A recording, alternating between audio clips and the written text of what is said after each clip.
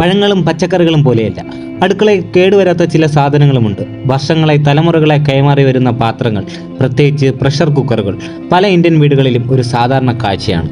എന്നാൽ കാലപ്പഴക്കം ചെന്ന ഈ കുക്കറുകൾ നിങ്ങളുടെ വീട്ടിലെ ഏറ്റവും വലിയ വിഷവസ്തുക്കളിൽ ഒന്നായി മാറിയേക്കാമെന്ന ഒരു ഡോക്ടറുടെ മുന്നറിയിപ്പ്. ഇന്ന് എല്ലാവരുടെയും അടുക്കളയിൽ കാണുന്ന ഒന്നാണ് പ്രഷർ കുക്കർ. വേഗത്തിൽ ഭക്ഷണ സാധനങ്ങൾ പാകം ചെയ്തെടുക്കാൻ ഇത് സഹായിക്കുന്നു. എന്നാൽ ഒരു പ്രഷർ കുക്കർ എത്ര വർഷം വരെ ഉപയോഗിക്കാമെന്ന് പലർക്കും അറിയില്ല. പച്ചക്കറിയും പാലും പോലെ തന്നെ പ്രഷർ കുക്കറിനും എക്സ്പയറി ഡേറ്റ് ഉണ്ട്.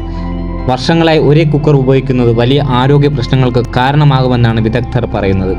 ഇതിൻ്റെ പാർശ്വഫലങ്ങൾ പറയുന്ന ഒരു വീഡിയോ ആണ് ഇപ്പോൾ സോഷ്യൽ മീഡിയയിലും ചർച്ചയാകുന്നത്. വർഷങ്ങൾ കഴിയുന്നതിനനുസരിച്ച് പ്രഷർ കുക്കറിൽ നിന്ന് ഒരു ചെറിയ അളവ് ലെഡ് നിങ്ങളുടെ ഭക്ഷണത്തിൽ എത്തുന്നു എന്ന് ഡോക്ടർ മനൻ വോറ വിശദീകരിക്കുന്നു.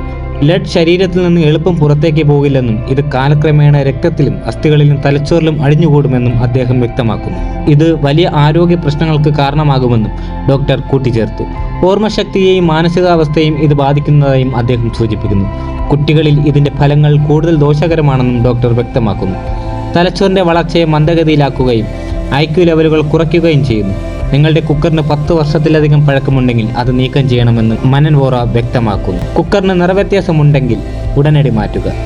കുക്കറിന്റെ വിസിൽ അയഞ്ഞതായി തോന്നിയാൽ അത് സുരക്ഷിതമല്ലെന്ന് മനസ്സിലാക്കണം. നിങ്ങളുടെ ഭക്ഷണത്തിൽ ലോഹത്തിന്റെ രുചി അനുഭവപ്പെട്ടാലും അത് ഒരു വലിയ മുന്നറിയിപ്പായി എടുത്ത് ഉടൻ തന്നെ കുക്കർ മാറ്റണം. പഴയ സാധനങ്ങൾ ഉപേക്ഷിക്കാൻ മടിക്കുന്ന പല അമ്മമാർക്കും ഈ വാർത്ത ഒരു വെല്ലുവിളിയായേക്കാം. എന്നാൽ കുടുംബത്തിന്റെ ആരോഗ്യം കണക്കിലെടുത്ത് പഴയ പ്രഷർ കുക്കർ മാറ്റിവെച്ച് പുതിയതും സുരക്ഷിതവുമായ ഒന്ന് വാങ്ങേണ്ടതിന്റെ ആവശ്യകതയാണ് ഈ റിപ്പോർട്ട് ഓർമ്മിപ്പിക്കുന്നത്. കാരണം നിങ്ങളുടെ ഭക്ഷണം നിങ്ങളെ പോഷിപ്പിക്കണം, അല്ലാതെ ദോഷം വരുത്തരുത്.